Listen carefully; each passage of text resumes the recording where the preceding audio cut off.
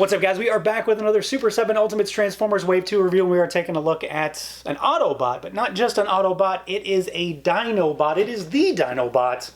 Well, I guess it's not the Dinobot, but it's the one I think of when I think of Dinobots. We're taking a look at GRIMLOCK, and it is the, well, T-Rex version of GRIMLOCK. And we're going kind of weird with this one, too. Of course, you know, obviously, it's Ultimates.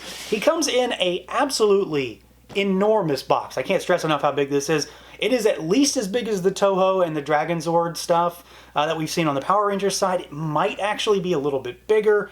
It's enormous. There's a lot of packaging here. There's a lot of figure here, though, too. He comes in the same kind of box you're used to seeing, though. Trapezoidal shape. You got your slipcover. Again, I'm going to harp on this. I love the packaging for Transformers. I love this foil relief imagery on the front. I like the logos on the back. I like the vintage grid stuff that they're doing. It all works for me. Pop that slipcover off, of course, and you've got your figure there in the big window. You've got your big T-Rex GRIMLOCK there. You've got your red color scheme for the Autobot side of things, and of course, we've still got that grid inside the slipcover. Of course, spin it around, and we've got our file card sort of call out for all of his power rankings, and then a little bit of artwork as well. But yeah, I'm really excited to take a look at this big T-Rex and see what he is capable of. So let's do it. Let's pull him out and take a look. And here we go. Out of the package, our Ultimates GRIMLOCK. This has to be among the weirdest figures that we've gotten so far. And I say that knowing full well that, you know, we've gotten like Radioactive Dogmen and SpongeBob and Disney stuff in Ultimates. This is just an odd figure in so many different ways. And odd doesn't always mean bad. He's just weird. He's a really fat, chunky, robotic dinosaur. And, he's a T-Rex. And we've already got two other T-Rex style robot figures in Power Rangers line. And he is still different from those in his own way. Some of it's good, some of it's just weird for the sake of being weird. So let's see what this guy can do, see how he moves around, all that good stuff. So we've got, well, let's start. We've got an articulated jaw that opens really, really well. Head goes super, super far up, and you've got swivel. The neck also swivels sort of within this upper collar piece here. Arms go out at the shoulders pretty decently. They swivel. You've got single jointed, and that's about 90 degrees, sort of. And then you've got swivel at that elbow. You've got really, really good hinges and rotation at the wrist. Where he sort of suffers is, you can probably understand where he sort of suffers, is just the chunkiness to this figure.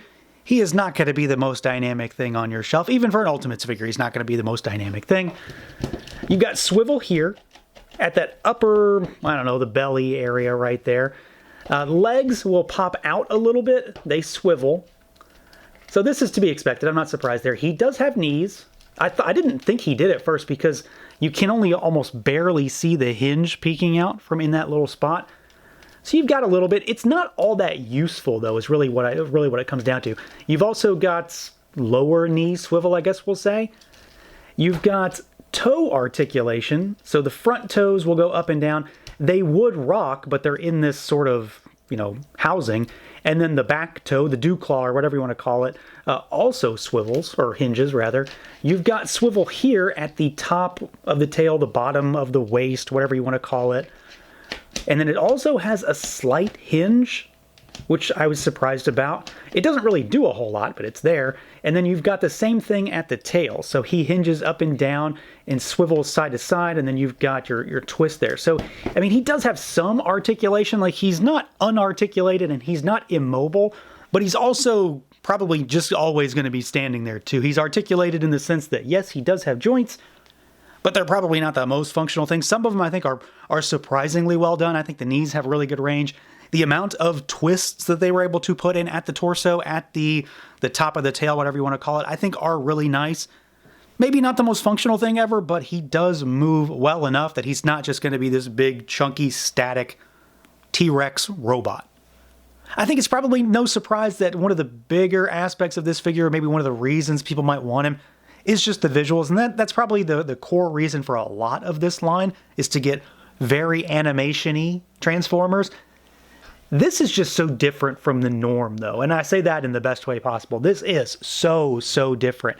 GRIMLOCK has such a weird T-Rex design. He's this big, super chunky, very rounded style of T-Rex, and he's got all this, kibble and greebling detail on the back. It's super big and chunky, but it breaks him up, and I think just the idea of being able to have this look for Grimlock on your shelf is probably a little appealing, and it certainly was my main appeal for this figure, is just, well, hell, this looks like he jumped right out of the cartoon. It's got those very flat grays, the matte yellow colors, little bit of red accents. You know, you've got your Transformers logo there on the chest.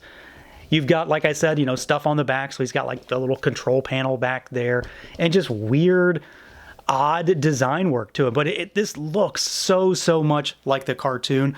A lot of other figures in this line very much evoke that look. They're not all cartoon figures, but most of this stuff is. And I think he might be one of the better examples here, because it's just a cool looking figure. Like, that's really what it comes down to. I think overall the sculpt is really nice, and the sculpt on him is, I don't know, it's maybe not as detailed as some other figures, and I don't know if that's the best way to describe it, because obviously there's a lot of work that went into this and a lot of detail to make him look like the cartoon, but he doesn't have all of this crazy texture or intricate little details. Maybe that's the better way to say it. Not a lot of intricate, smaller details. It's all big, flat, rounded bits and pieces and stuff like that that make him look very G1 animation-y. So I think they did a really solid job of capturing that idea and translating it into plastic.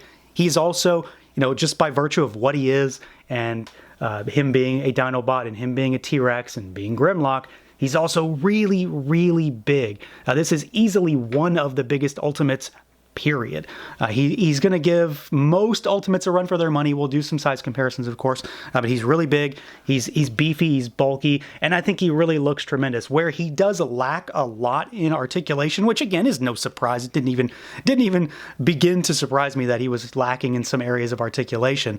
I think he absolutely makes up for it with just how much this looks like it jumped right out of the screen. And if you've been ever in the market for something of this size and this style, this is easily the way to go. Now for some size comparisons, let's start with other Ultimates. So we've got a Transformer here on the right. We got Bludgeon from the same wave. And then we've got another T-Rex robot Ultimate. So we've got the Power Rangers T-Rex Dinosaur here. And this is a really good example because Grimlock is, I mean, he's really big. He's not super tall, but he's also so much bulkier than just about every other figure. You can see he's still a little bit taller than Bludgeon is, but he's not super tall, but he's absolutely taller and bigger in just about every detail to our T-Rex Zord here. Let's move these guys aside, and here is, let's do a figure arts. Here is Super Saiyan 4 Goku. And let's do a Marvel Legend. Here is, because he's fresh, here is the 97 Bishop. Let's do a Mythic Legions. Here is, for a standard 1.0, here is Magnus. And then let's do one more. Let's do something a little bit more random. Here is a Battletoad from Premium DNA. So obviously he's really big. He's a massive figure. Kind of tall, but not super tall. Like, he's not going to be taller than Monstar or anything like that. But he's bulky and he's got length. So there's a lot of figure. There's a lot of plastic here. Now, as far as accessories goes, Grimlock has a pretty solid spread, and it's very much leaning into that goofy side of Ultimates, which, generally speaking, I'm all for. This figure, however, I feel like it's almost like too goofy to the point where I'm probably not going to use some of this stuff. There's one thing in Grimlock's repertoire, we'll say, that I really wish was included here, and it wasn't. We'll talk about that. So to start with, he does get some extra hands. You've got like these sort of loose clawing hands on him in the box. You get a set of really tight gripping hands. He has nothing that he really needs to grip himself, though. And then you get a set of flat palm hands, which are for this. So he gets the, you know, like the waiter, the chef look kind of thing. It's more of a waiter kind of look, where he gets the apron. So it's a soft goods apron. It Velcros around his neck and around his back. And it actually fits on him really well. It hangs okay. I don't really think the fabric and the feel of it is up to what I would normally have expected from Super 7, though. It doesn't feel like, you know, a lot of their capes do. This is one of those things that I'm probably just not going to use it. I'll take a picture in it, but I'm probably never going to use this. And then he also comes with the platter and these 6 cups. And the 6 cups are another thing that I really don't think I personally need. They're funny, they're goofy. Like, this is a weird setup for the figure, so I understand where we're coming from on this one. It's just not for me. The cups are fine. They're not part of the platter, so you do have to balance them on his hand. But as you can see, they balance just fine if you do it correctly and take more than 5 seconds to put them on. And then you also get the fish. This is another one of those weird things. I don't know that I need this personally, but it will make for a funny scene, a funny picture if you want to do that. He does have a few accessories that I do really like, though.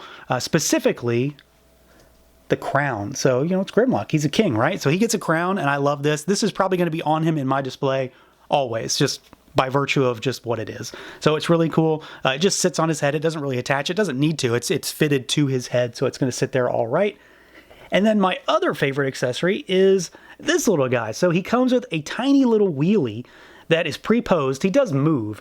Like his arms can swivel and the hands rotate and the legs can swivel, but he's meant to sit around Grimlock's neck. So he can't stand or anything like that. That would have meant a fully engineered figure. So this is, you know, just a tiny little wheelie to sit up there, look goofy, which I do like this. That's really cool. I'm happy to see that included.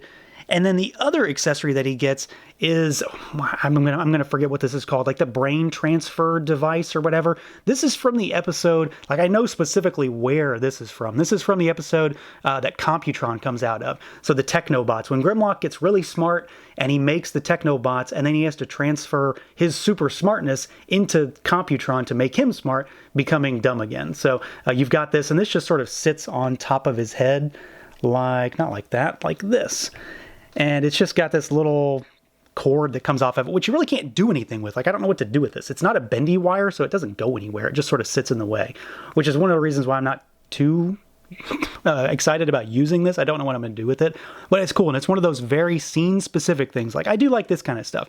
I can see myself putting this on him from time to time, and that'll be all right. So there's maybe like a half and half on this one for me. I think some of the accessories are a little bit too goofy for what I want to do with them, but they're all pretty solid. The one thing that I really, really wish we would have gotten out of this, though, is something every Dinobot does. They all breathe fire. He should have had a big-ass fire effect to go right into that port that's in his mouth. Like, they even have the port in his mouth, so I feel like we really missed out on that.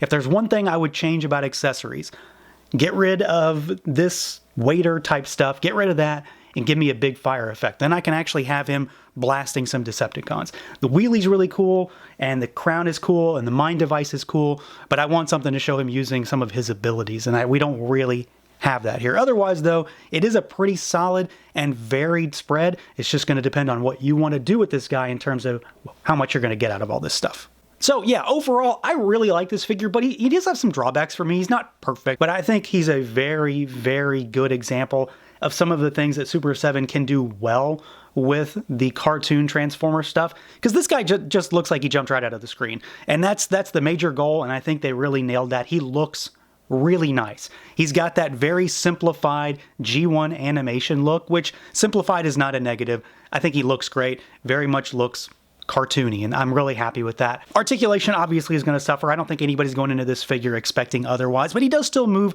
well enough. I don't have any true concerns about that. It just is what it is. The one area where I wish things would have been a little bit different is accessories, because there's so many things that you could give him. I don't know that I truly want stuff like the apron or the glasses or the fish. It's funny and it's goofy, but for me personally, I'm never going to use it. What I would have really liked to have seen, again, is a fire effect, because he does that. They all breathe fire, and it would have been really cool for him to have that. Otherwise, though, outside of that kind of stuff, I really think this is a really solid figure and a great entry into the cartoon stuff for Ultimates. So that's going to do it for this look at the Super 7 Ultimates Transformers Wave 2 Grimlock. Let me know what you guys think. Feel free to like, comment, subscribe, and share, and until next time.